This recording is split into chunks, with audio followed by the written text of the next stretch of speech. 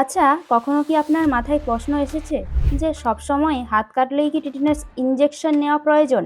যদি এসে থাকে তাহলে চলুন উত্তরটা আজকের এই ভিডিওর মাধ্যমেই ক্লিয়ার হয়ে যায়। তাহলে চলুন শুরু করা যাক। ধরুন আপনি রান্নাঘরে কাজ করতে গিয়ে হঠাৎ আঙুলে বটি লাগিয়ে ফেললেন, কিংবা আপনার বাচ্চা খেলতে গিয়ে হাঁটুতে লেগে গেল।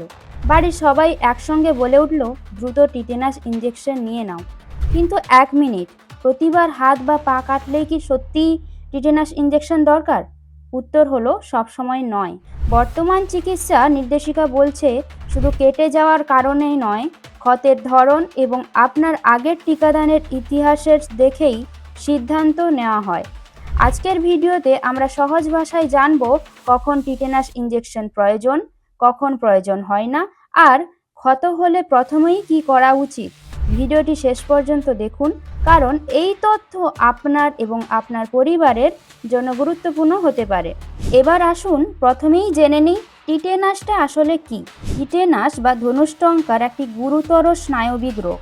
এটি ক্লস্ট্রিডিয়াম টিটেনি নামের একটি ব্যাকটেরিয়ার তৈরি টক্সিনের কারণে হয়। অনেকেই মনে করেন শুধু মরিচা ধরা লোহা লাগলেই টিটেনাস হয়। আসলে এটি একটি ভুল ধারণা। এই জীবাণু মাটি, ধুলো, পশুর মলসহ বিভিন্ন দূষিত পরিবেশে থাকতে পারে। তাই শুধু মরিচা নয়, যে কোনো দূষিত ক্ষত থেকেও সংক্রমণের ঝুঁকি থাকতে পারে। তাহলে ক্ষত হলে প্রথম কাজ কি? অনেকেই প্রথমে সরাসরি ইনজেকশন নেওয়ার কথা ভাবেন, কিন্তু প্রথম কাজ হলো ক্ষতস্থানটি পরিষ্কার প্রবহমান জল এবং সাবান দিয়ে ভালো করে ধুয়ে নিন। প্রয়োজনে পরিষ্কার কাপড় দিয়ে রক্তপাত নিয়ন্ত্রণ করুন। এরপর ক্ষতটা কতটা গভীর বা দূষিত সেটি মূল্যায়নের জন্য চিকিৎসকের পরামর্শ নিন। তাহলে কখন টিটেনাস ইনজেকশন দরকার? এখন আসি সবচেয়ে গুরুত্বপূর্ণ অংশে।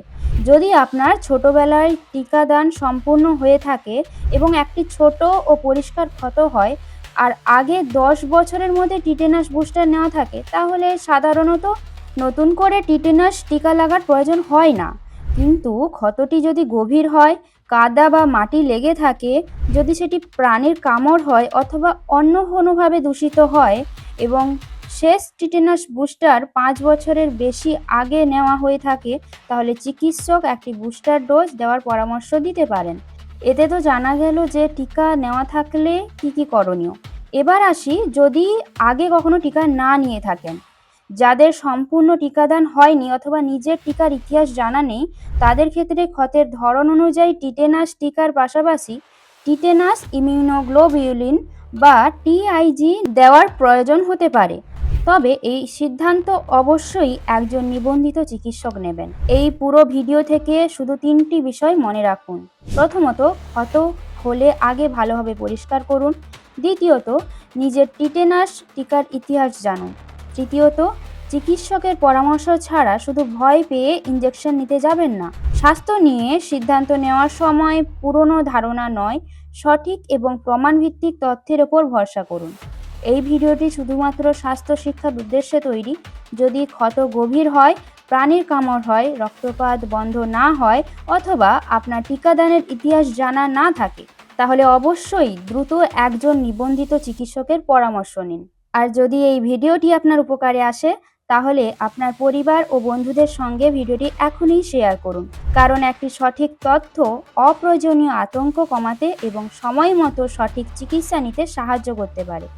আমি নিয়মিত প্রমাণভিত্তিক জনস্বাস্থ্য এবং পুষ্টি বিষয়ক তথ্য সহজ ভাষায় তুলে ধরি। এমন আরও ভিডিও দেখতে হলে এই পেজটি এখনই ফলো করুন। সচেতন থাকুন, সুস্থ থাকুন। নমস্কার।